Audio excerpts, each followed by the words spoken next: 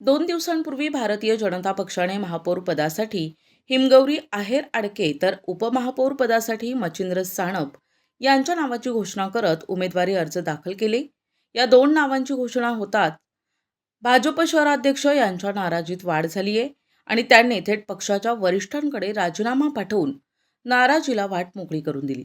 या राजीनाम्याची प्रदेश पातळीवरून दखल घेत मुख्यमंत्री देवेंद्र फडणवीस आणि चंद्रशेखर बावनकुळे यांनी शहराध्यक्ष सुनील केदार यांच्या नाराजीची माहिती जाणून घेतली. या तीनही नेत्यांच्या फोनवरून झालेल्या चर्चेनंतर शहराध्यक्ष सुनील केदार यांनी आपला राजीनामा मागे घेतलाय. तशी माहितीही त्यांनी प्रसारमाध्यमांसमोर जाहीर केली आहे. चमत्कार वगैरे काही नाही. काही विषय असतात जे सर्वच विषय चॅनलवर आणि वृत्तवाहिनीवर वृत्तपत्रात बोललं पाहिजे असं काही नाही.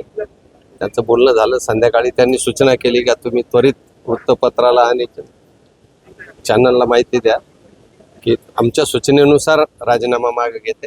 प्रदेश नेतृत्वाने सूचना केली त्यानुसार मी राजीनामा मागे घेतला. प्रदेशाने दिलेली दोन नावं वेगळी होती, तुम्हाला आलेली दोन नावं वेगळी, दुसऱ्या दोन नावांची घोषणा झाली, त्यामुळे तुम्ही राजीनामा दिला होता. मी पुन्हा सांगतो, परिवार आहे भाजप हा सर्वच विषय वृत्तपत्र आणि चॅनलला बोललेच पाहिजे असं काही नाहीये. त्यामुळे आमचं बोलणं झालं, त्यात माझं समाधान झालं आणि त्यांनी सूचना केल्यानुसार मी राजीनामा मागे घेतला. कारण तेच होतं की अन्य काही होतं असं काही सांगू शकत नाही.